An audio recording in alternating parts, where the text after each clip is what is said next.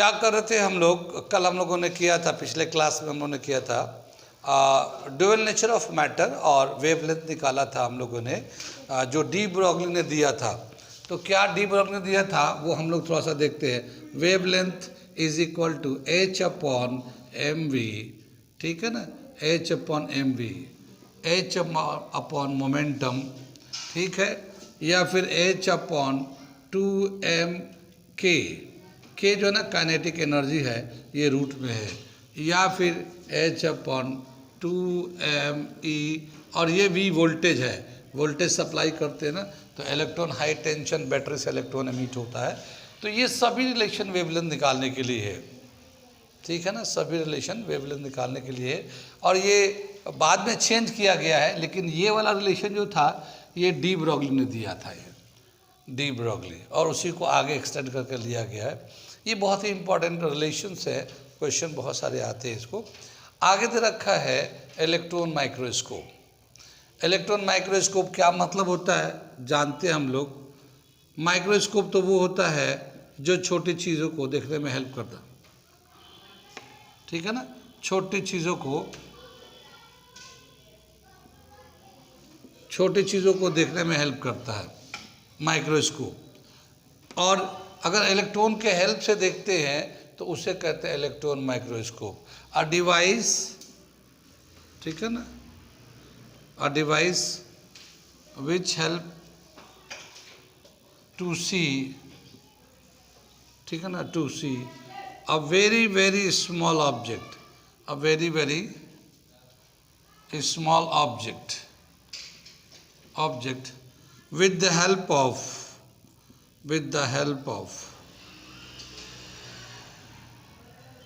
electron, with the help of electron is called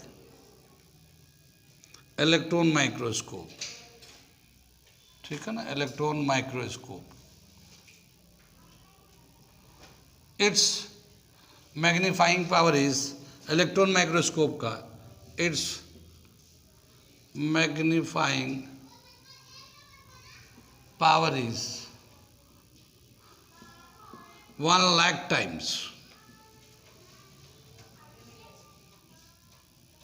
1,00,000 times. मतलब ये कोई भी ऑब्जेक्ट है जिस साइज का होगा उसको 1,00,000 गुना बड़ा बना के दिखाएगा हमें, ठीक है। ये तो इलेक्ट्रॉन माइक्रोस्कोप का था, मैग्नीफाइंग पावर है 1,00,000 times, while optical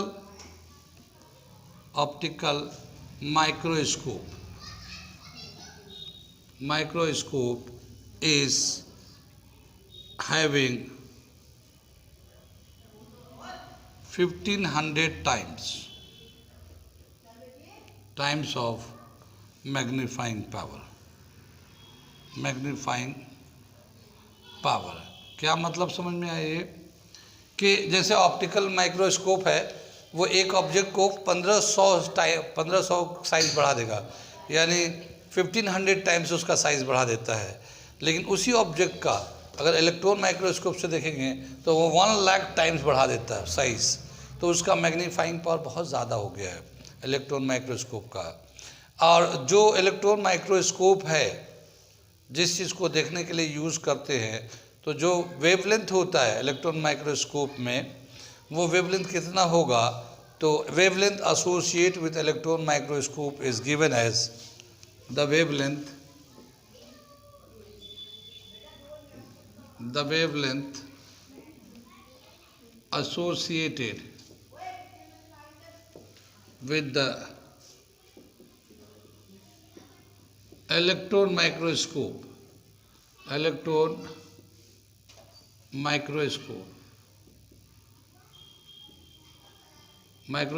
is given as wavelength microscope is given as lambda is equal to 12.3 root potential supplied in term of angstrom, ठीक है ना, ये इसका फॉर्मूला हो जाता है इलेक्ट्रॉन माइक्रोस्कोप पे। इसमें क्या है कि जैसे जैसे पोटेंशियल बढ़ाते जाएंगे वैसे वेवलेंथ छोटा होता जाएगा, दोनों एक दूसरे के इन्वर्सली है, कितनी बात सुनी? क्या बताना चाह रहे कि जैसे मान लो, ठीक है, कि दो एटम है, उनके बीच में बहुत छोटा सा गैप है, बहुत छोटा सा गैप है। जब लाइट पास करते हैं तो वो उसका वेवलेंथ बड़ा होने की वजह से उससे पास नहीं हो पाता, रुक जाता है। कितनी बात समझ में आई? दो एटम है, ये एक एटम ये है, एक एटम ये है, और ये छोटा सा गैप है, ठीक है। इसके लिए हमें चाहिए एक, अगर वेवलेंथ पास कराना चाहते हैं तो इस गैप से जितना कम होगा वेवलेंथ, जितना गैप है उससे छोटा वेवलेंथ होगा तो पास कर देगा इससे, लेकिन बड़ा होगा तो रुक जाएगा, बड़ा होगा तो रुक जाएगा। अब क्या बताया कि ये जो वेवलेंथ निकल के आएगा इस पोटेंशियल पे डिपेंड करता है हम लोग को। जितना ज़्यादा पोटेंशियल लगाएंगे उतना कम वेवलेंथ हो जाएगा, ठीक है, और कम पोटेंशियल लगाएंगे तो वेवलेंथ बड़ा हो जाएगा। तो अगर हम लोग इलेक्ट्रॉन माइक्रोस्कोप में, तो ऑप्शन है हमारे पास पोटेंशियल बढ़ाने के लिए और वेवलेंथ छोटा से छोटा करने के लिए। तो क्या बताया कि अगर हम लोग इतना पोटेंशियल दें कि वेवलेंथ उस मेजरमेंट का है जो इसके स्पेस से निकल जाए, ठीक है, उसके बीच से निकल जाए, तो क्या होगा कि वो आसानी से उतना पोटेंशियल अप्लाई कर देंगे, वेवलेंथ होगा उससे निकल जाएगा। जब वो निकल जाएगा आसानी से एटम से होते हुए चला जाएगा वो। तो एटम के बीच में क्या है, वो सारी चीज़ें हमें दिखाई देने लगेंगी। एटम के बीच में क्या है, वो सारी चीज़ें दिखाई देने लगेंगी, वरना तो यहाँ लाइट रुक गया, पीछे क्या समझ में भी नहीं आ रहा है। जैसे मान लो कि दो गाड़ी आ रही है, रोडों पे दो गाड़ी आ रही है, अब एक गाड़ी इधर से आ रही, इधर से गाड़ी आ रही है, अब बीच में छोटा सा जगह बचा हुआ है, उसमें कोई दूसरा गाड़ी नहीं पास कर सकता। हाँ, एक स्कूटी पास हो सकता है, तो क्या करेंगे, स्कूटी पास करा देंगे, जाओ भाई, लेकिन दूसरा फोर व्हीलर तो पास नहीं हो सकता। अब स्कूटी पास हो गया, उधर गया तो उधर बहुत सारी चीज़ें थी, उसे दिखाई दिया, ये भी है, ये भी है, ये भी है, लेकिन वो फोर व्हीलर वाला वहीं रुका रहेगा क्योंकि उसको आने का रास्ता ही नहीं है। तो आगे क्या है उसको देखने के लिए वेवलेंथ को, यानी कि लाइट को जाना पड़ेगा, और उसको जाने के लिए जितना गैप है उस गैप से निकलना पड़ेगा, ठीक है। और इलेक्ट्रॉन माइक्रोस्कोप में ये ऑप्शन है कि वोल्टेज बढ़ा के हम लोग वेवलेंथ को छोटा कर सकते हैं। वेवलेंथ को छोटा करेंगे तो एटम के बीच का जो साइज़ है उससे वो निकल जाएगा।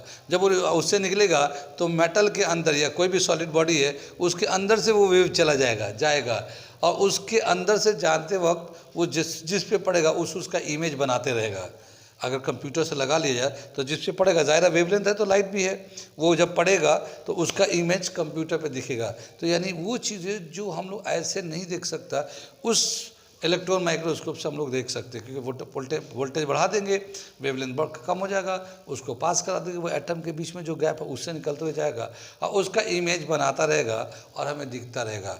यानी वो चीज़ें जो हम लोग आमतौर पे ऑप्टिकल माइक्रोस्कोप से या नॉर्मल कोई कंपाउंड माइक्रोस्कोप से देख नहीं सकते, इलेक्ट्रॉन माइक्रोस्कोप बहुत ही अच्छे से देख सकते हैं, क्योंकि उसका वेवलेंथ बहुत कम होता, बहुत कम कर सकते हैं, वो पोटेंशियल डिपेंडेंट है।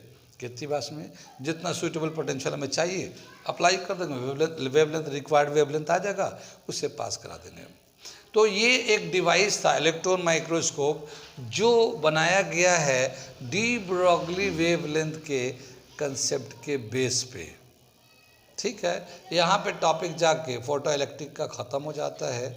नेक्स्ट पार्ट ड्यूअल नेचर का ख़त्म हो जाता है, ड्यूअल नेचर ऑफ मैटर का ख़त्म हो जाता है।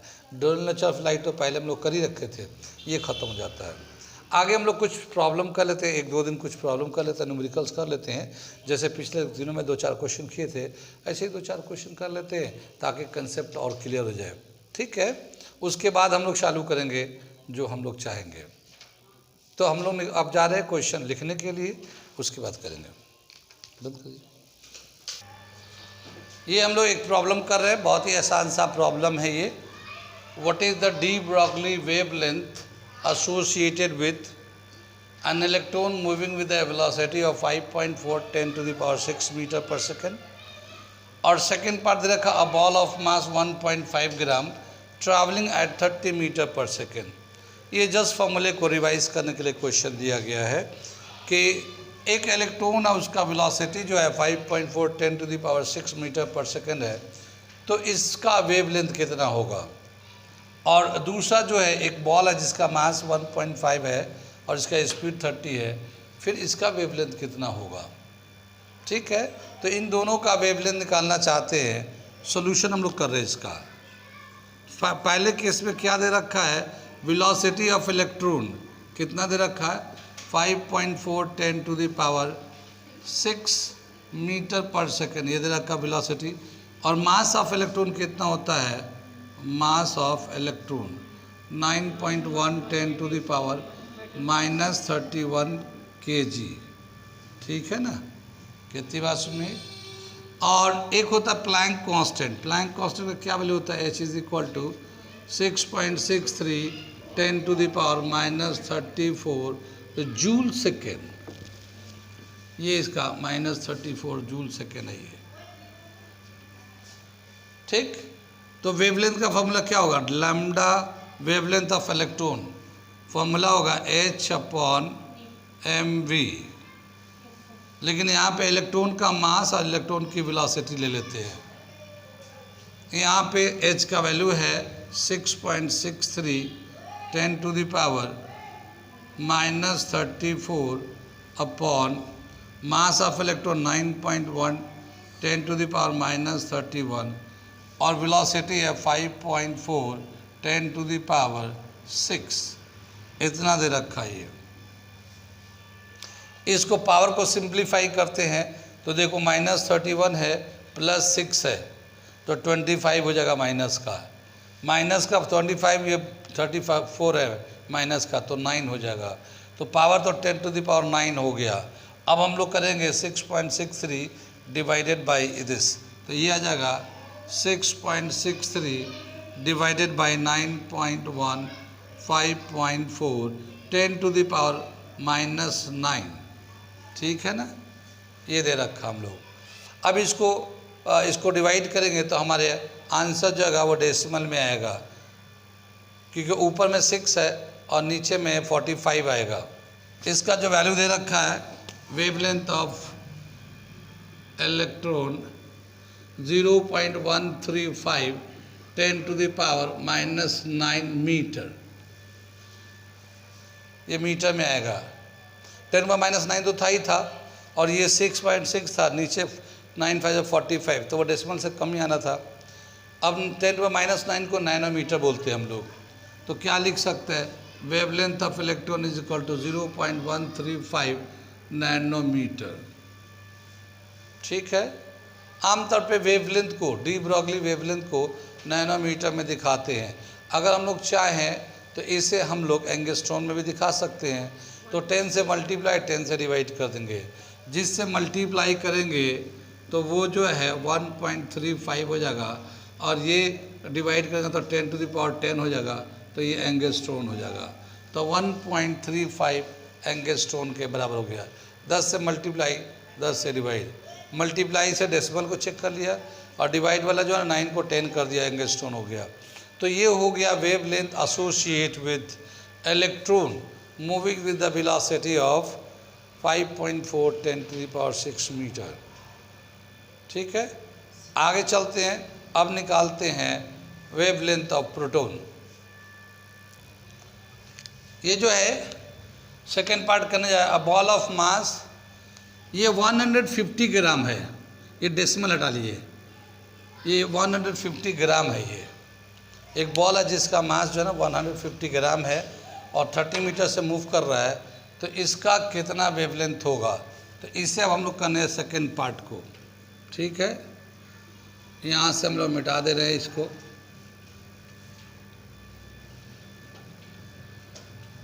Wavelength of proton. तो इसमें क्या दे रखा है, गिवन पे है सेकेंड पार्ट के लिए, वेलोसिटी ऑफ बॉल दे रखा है 30 metre per second, mass of the ball है, मास ऑफ द बॉल है ये 150 ग्राम है, या फिर 0.15 kg कर दिया 1000 से डिवाइड करके, और फिर हमारा प्लैंक कांस्टेंट तो होता ही होता, वो तो सही है। तो wavelength associate with proton is equal to H upon mass of, sorry proton नहीं, बॉल है ये, ball, mass of ball, velocity of ball, ठीक है ना। ये Planck constant 6.63 10 to the power -34 joule per second है ये। Mass of the ball 0.15 kg है ये। अब वेलोसिटी ऑफ द बॉल कितना है हमारा, वो 30 मीटर है। तो इसको हम लोग करते हैं अब इसको सिंप्लीफाई। तो अगर हम लोग करेंगे इसको सिंप्लीफाई तो वैल्यू आ जाएगा 1.47 10⁻⁻34 मीटर। ये इसका हो गया। ये अगला क्वेश्चन हम लोग कर रहे हैं, ये देखिए ज़रा सा, ये देखिए समझिए क्वेश्चन को मैं पढ़ के बताता हूँ। What is the D Broglie wavelength associated with an electron accelerated through a potential difference of 100 volt। कितना होगा वेवलेंथ, डी ब्रॉगली वेवलेंथ, अगर एक इलेक्ट्रॉन को 100 वोल्ट से एक्सेलरेट कराया जाए तो। ठीक है, तो डी ब्रॉगली वेवलेंथ का बहुत सारे हम लोगों ने अभी काइनेटिक एनर्जी पोटेंशियल के टर्म में लिखा था फॉर्मूला, याद है कुछ? क्या क्या याद है इसमें? सॉल्यूशन कर रहे हैं। अगर इन डी ब्रॉगली वेवलेंथ को हम लोग सबको अभी लिख देते हैं, फिर बाद में यूज़ करिएगा। De Broglie wavelength lambda is equal to h/mv। ये तो मोमेंटम के टर्म में है, ये मास इंटू वेलोसिटी के टर्म में है, ये मोमेंटम के टर्म में है, ये h/2m काइनेटिक एनर्जी, तो ये काइनेटिक एनर्जी के टर्म में है, और ये h/2mev ये पोटेंशियल के टर्म में है। तो यहाँ पे 100 वोल्ट का पोटेंशियल दिया है, तो ये फॉर्मूला यूज़ करेंगे। कितनी बात सुन में? तो wavelength lambda is equal to h/2mev, ये रूट में आ गया। कितनी बात सुन में? आगे चले। अब बताया क्या कि हम लोगों ने इसको और फर्दर सिंप्लीफाई किया है। क्या किया है? प्लैंक कांस्टेंट का वैल्यू कांस्टेंट है। मास ऑफ इलेक्ट्रॉन, ये इलेक्ट्रॉन है, तो मास ऑफ इलेक्ट्रॉन 9.1 × 10⁻³ ये भी कांस्टेंट वैल्यू है। और ये जो है ना charge of one electron 1.6 × 10⁻19 coulomb ये चार्ज है। तो इन सब का वैल्यू डाल के हम लोगों ने सिंप्लीफाई किया था, और वो वैल्यू आया है 12.3 √v नैनोमीटर। ये हम लोगों को वैल्यू आया हुआ हम लोगों ने थ्योरी क्लास में लेक्चर में हमने दिखाया है। कितनी बात सुन में? तो वेवलेंथ का ये सब वैल्यू डालने के बाद ये आ जाता है, और इसको हम लोग करते हैं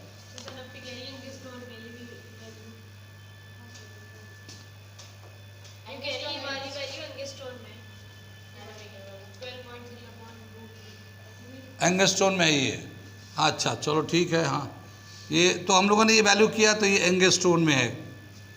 ठीक है, तो इसका जो हम लोगों ने प्लैंक कांस्टेंट का value, mass of electron, charge of electron, mass of electron तो बताया था, चार्ज ऑफ इलेक्ट्रॉन डालने के बाद इन 3-4 का वैल्यू को डालने के बाद ये आएगा 12.3 रूट पोटेंशियल एंगस्ट्रॉन के टर्म में ये हमारा वैल्यू आ गया। ठीक है, नैनोमीटर के टर्म में अगर लिखेंगे तो नैनोमीटर के टर्म में दे रखा 1.23 रूट पोटेंशियल नैनोमीटर, ऐसा। तो नैनोमीटर भी है, एंगस्ट्रॉन भी है, जो चाहे ले सकते हैं। लेकिन आमतौर पे हम लोगों ने कहा है कि जो वेवलेंथ है इलेक्ट्रॉन का वो नैनोमीटर में भी दिखाते हैं, वैसे एंगस्ट्रॉन में भी कर सकते हैं, दोनों में से कोई भी यूज़ कर सकते हैं। अब यहाँ पे जो पोटेंशियल यूज़ कर रहे हैं, पोटेंशियल कितना दिया है क्वेश्चन में? यहाँ पे जो 100 वोल्ट दिया है, तो V का वैल्यू जो है ना 100 वोल्ट है, तो लैम्डा कितना हो जाएगा? ये 1 मान लो हम लोग नैनोमीटर को यूज़ कर रहे हैं, ठीक है ना, तो 1.23 ये हम लोग एंगस्ट्रॉन को यूज़ कर लो, 12.3 और ये √100 एंगस्ट्रॉन में ले लेते हैं हम लोग। 100 का रूट कितना? 10 आ जाएगा, 12.3/10 एंगस्ट्रॉन। 10 से डिवाइड करेंगे तो 1.23 एंगस्ट्रॉन के बराबर आ जाएगा, इतना आ जाएगा। हम लोग ये सवाल क्यों कर रहे हैं? इसके करने की एक वजह ये है कि ये सारे फॉर्मूले आपको वेवलेंथ का, डी ब्रॉगली वेवलेंथ का एक साथ रहेगा आपके पास, और कौन किसके टर्म में, काइनेटिक एनर्जी के टर्म में, पोटेंशियल के टर्म में। ये अगर वोल्टेज के टर्म में दे रखा है तो इसमें सारे वैल्यू ऑलरेडी हम लोगों ने डाल के एक और छोटा सा फॉर्मूला बना रखा है, ठीक है। एंगस्ट्रॉन में लिखा है हम लोगों ने 12.3 रूट वी एंगस्ट्रॉन, और अगर हम लोगों ने नैनोमीटर में ले रखा है तो 1.23 10⁻√V, ये नैनोमीटर के टर्म में ले रखा है। ये पूरा सिंप्लीफाई, तो ज़्यादातर क्वेश्चन जो है आप वैसे तो आने को किसी में भी आ सकता है, लेकिन ये पोटेंशियल के टर्म में ज़्यादा इजी पड़ जाएगा क्योंकि सारे वैल्यू डाल के सिंप्लीफाई करके और भी सिंपल फॉर्म वैल्यू दिया हुआ है। कितनी बात समझ में आ रही है? आगे चले, एक दो क्वेश्चन और करते हैं इस पे टॉपिक पे, बस पॉज करिए। इस क्वेश्चन में अगर नैनोमीटर में लेते तो अलग आंसर आ जाए, ठीक है। ये क्वेश्चन हम लोग पढ़ के सुनाते, क्या है, calculate the D Broglie wavelength associated with an alpha particle accelerated through a potential difference of 200 volt, given mass of proton is equal to 1.67 10⁻⁻27 kg। ठीक है, ये दे रखा है। तो हमारे पास क्या है, सॉल्यूशन करते हैं। तो इसका जो सॉल्यूशन करेंगे तो वेवलेंथ, जो प्रोटॉन का जो वेवलेंथ आएगा हमारा आएगा, ये डायरेक्ट जो फॉर्मूला होता है H/2, ये तो 2 रहेगा ही रहेगा, ये m मास ऑफ प्रोटॉन रहेगा, और ये यहाँ पे इलेक्ट्रॉन था, ये मास ऑफ प्रोटॉन है ये, और यहाँ पे E for charge of 1 electron था। मगर अल्फ़ा पार्टिकल में, अल्फ़ा पार्टिकल जो होता है वे हीलियम-2 पॉजिटिव के बराबर होता है। अल्फ़ा पार्टिकल जो यूज़ कर रहे हैं हम लोग, अल्फ़ा पार्टिकल हीलियम-2 पॉजिटिव, तो यहाँ पे 2 चार्ज है, 2 चार्ज लेंगे हम लोग, जो 2 चार्ज है 2 इलेक्ट्रॉन के चार्ज के बराबर होगा। तो यहाँ पे 2 × इलेक्ट्रॉन लेंगे और ये पोटेंशियल लेके रूट डाल देंगे ऐसे। कितनी बात सुन में, ये आगे चले पीछे चले। लैम्डा पी जो है ये तो हम लोग अगर लेते हैं तो ये एच का वैल्यू है, ये 2 है, ये एच हो गया, ये 4 mass of proton, charge of proton, proton और इलेक्ट्रॉन का चार्ज सेम ही होता है, ये पोटेंशियल हो गया, ये डाल जाइए। कितनी बात सुन में। अगर हम लोग इसका वैल्यू डालते हैं तो प्लैंक कांस्टेंट वैल्यू 6.63 10⁻⁻34 आ जाएगा। ये 4 का रूट 2 आ जाएगा नीचे, तो हम लोग 2 ले लेते हैं, और ये रूट के अंदर आ जाएगा mass of proton 1.67 10⁻⁻27, charge of electron कितना आ जाएगा या प्रोटॉन कितना आ जाएगा 1.6 10⁻⁻19, ठीक है। और ये पोटेंशियल दे रखा, तो हम लोग पोटेंशियल का वैल्यू भी 200 दे रखा है, ठीक है ना। कितनी बात में पोटेंशियल का वैल्यू 200 दे रखा है। ये हम लोग पावर को पहले करते हैं, देखिए 27 और 19 38 हो जाएगा, ये 27 माइनस में 19 माइनस में, दोनों मिला देंगे तो कितना हो जाएगा, नहीं 46 हो जाएगा। ये 46 माइनस में था, उसमें से 2 चाहे तो ये वाला 2 काट देते हैं, 44 आ जाएगा। रूट से बाहर निकालेंगे 22 आ जाएगा, 22 ऊपर जाके प्लस हो जाएगा। कितनी बात सुन में, 22 प्लस होएगा, 34 में से 22 चला जाएगा, ठीक है, तो 12 आ जाएगा। कितनी बात सुनी। तो ये जितने भी पावर है ये पावर कैंसिल हो गया, ये और लास्ट में बचेगा 10⁻12 माइनस में। एक बार इसे फिर से मैं समझा देता हूँ, एक बार समझिए। देखिए -27 था, -19 है, दोनों को पावर को प्लस करेंगे तो आ जाएगा मतलब 46 माइनस का, ये 2 0 प्लस का मिलेगा हमें, 46 में से 2 काट देंगे 44 आ जाएगा, -44 रूट से निकालेंगे तो पावर हाफ हो जाता, तो 44 का हाफ 22 हो जाएगा, -22 हो जाएगा।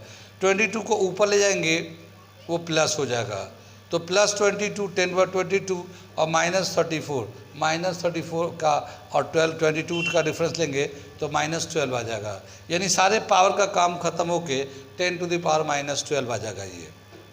अब हमारे पास जो वैल्यू बचा है वो बचा है 1.67 1.62, ये वैल्यूज बचे हैं, ये 2 है, ये 6.6 है। कितनी बात सुनिए।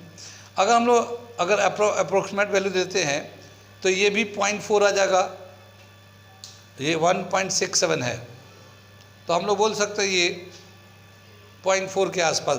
2 डेसिमल ले लो, 1.6 ले लेते हैं, 0.4 ये भी आ जाएगा, 0.4 ये भी आ जाएगा, यानी एक 1.6 बाहर आ जाएगा।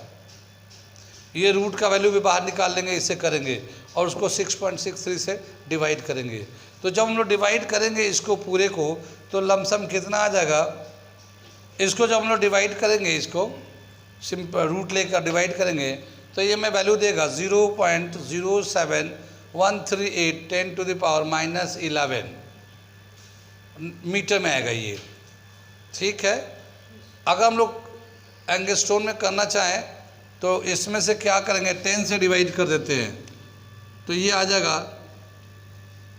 जाएगा lambda is equal to 0.00738 10⁻⁻10 metre.